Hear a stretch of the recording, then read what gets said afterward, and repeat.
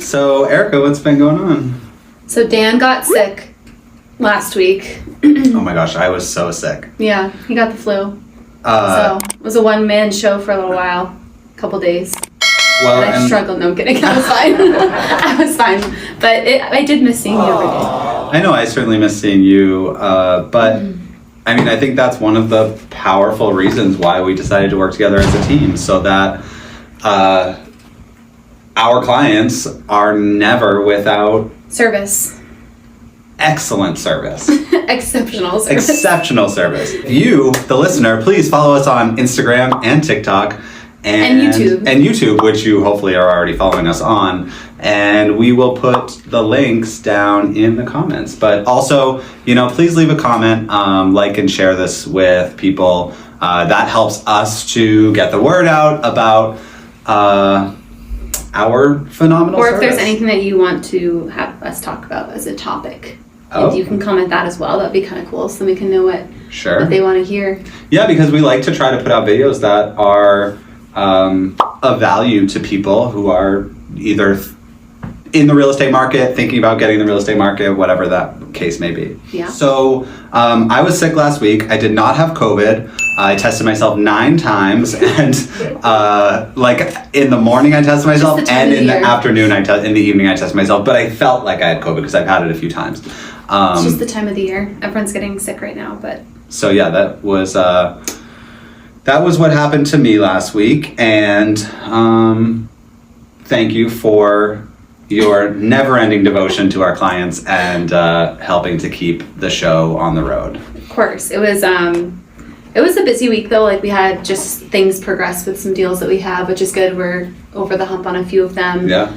We're negotiating a deal later today, so we are prepping for that and everything.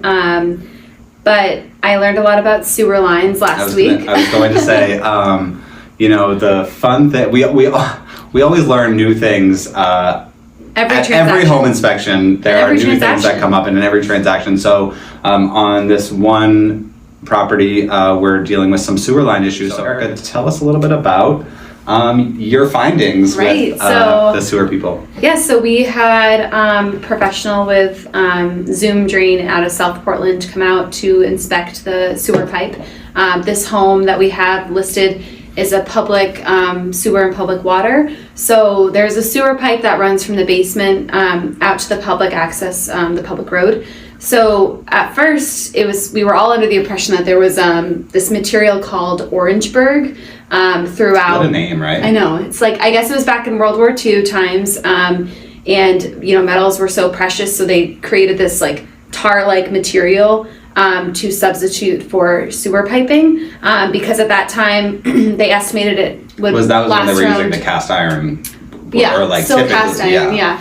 But they predicted it lasts around 50 years, so it definitely did its time. And anyway, so long story short, the Orangeburg crumbles on itself, so that's why it needs to be replaced, because it crumbles. It doesn't stay. It disintegrates basically in the ground over time. I mean, not when you first install it. I guess it depends on the moisture of the ground and the soil, etc. But there's a lot of external factors. But for this specific case, we were under the impression it was the whole length, which is about 45 feet, which is a long way to go and replace. And then you have to get into the public road, and you have to pull permits with the town for that. You need to have someone do it who's insured. So there's a lot that goes on with correcting that if it did involve the public road.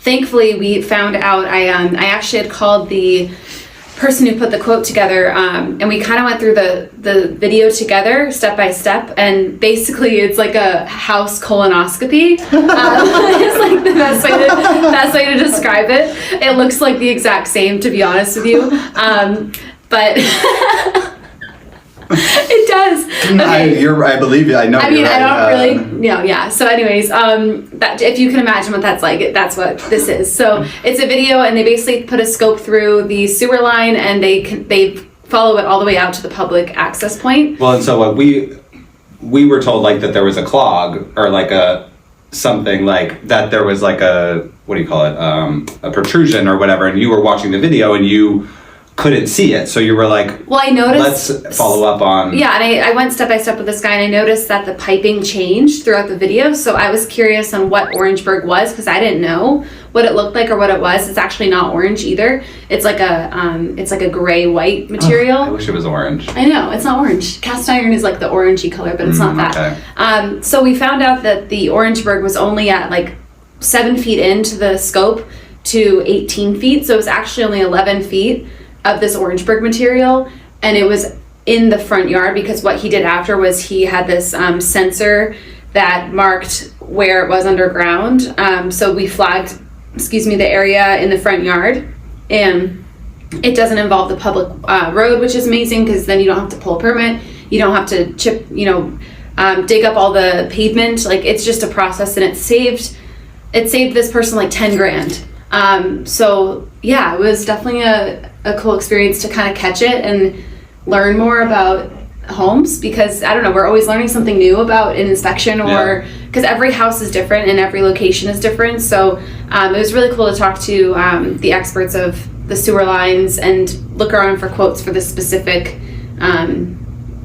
thing that came up, and it's it keeps our lives interesting. Well, I think also another good learning from that is that these sewer pipes that are underground, even when usually we do septic inspections when there's a private sewer system, but when it's a public system too, snaking that drain can be helpful, because you just never know when there are roots intruding, or maybe like the piping isn't in good condition, and you just never know about it because it's buried underground. Yes, so you can actually get like a service, quarterly, whatever it may be, but it's basically like they have like these little jets around them, and it basically cleans out the whole pipe. So that's what was done as well. But yeah, something that you probably wouldn't even think to do, but it might not hurt to check and see if there's any blockage, because you want to make sure that everything is going to the right place, and you want to make sure that it's not building up, because that can cause a huge expense for you down the line. So that's good for us to remember for our clients who are purchasing homes that are on public water and sewer. So and it was also just eye-opening to me, because I felt like I don't know, I feel like these days, like, we can access answers on our phone instantly, and we can kind of Google anything and find out a price, or and we just kind of go with whatever is first. I feel like in a lot of cases, not everyone, but there's like, I feel like that's just how society is these days, because everything is so accessible. So I feel like it's really, like, I don't know, it's kind of eye-opening and important to just like actually take your time and learn what you're going through, whether it's an inspection or something that's found in a home, or just in general. I just feel like we always like resort to finding the first answer and going with it. But I did some digging, I called around, I got some different options of solutions of what people could do, and then it obviously equated to different numbers and different costs. So I think it's important to remind our clients as well as ourselves there could be alternative solutions, and other agents. Yes, there's always an alternative solution.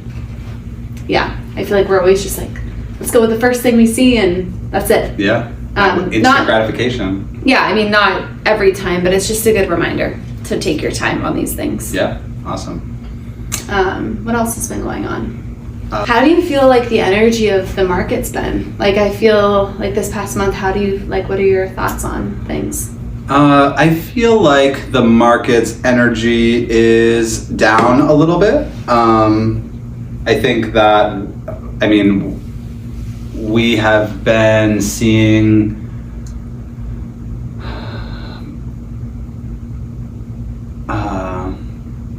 what do I mean by down a little bit? Like, I just think like the buyers that are out now are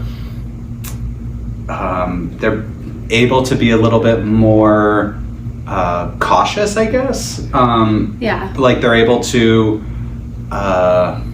there's almost like a tension in the air, I feel like, in the market right now, just because I feel like, I don't know, I just feel like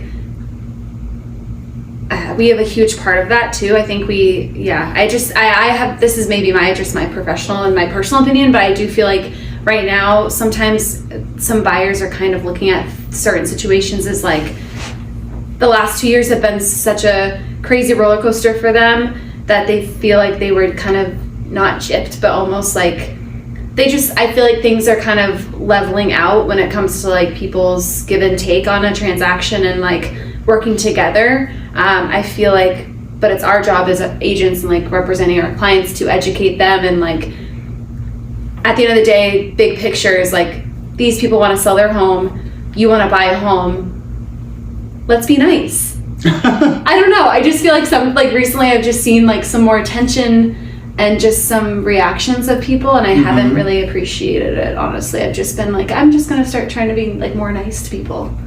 Yeah, I mean, I think we all want to work towards a win-win, and that's what our goal always is when we're working with a buyer or a seller, is for everybody to walk away from the transaction feeling happy and like it was a good experience. And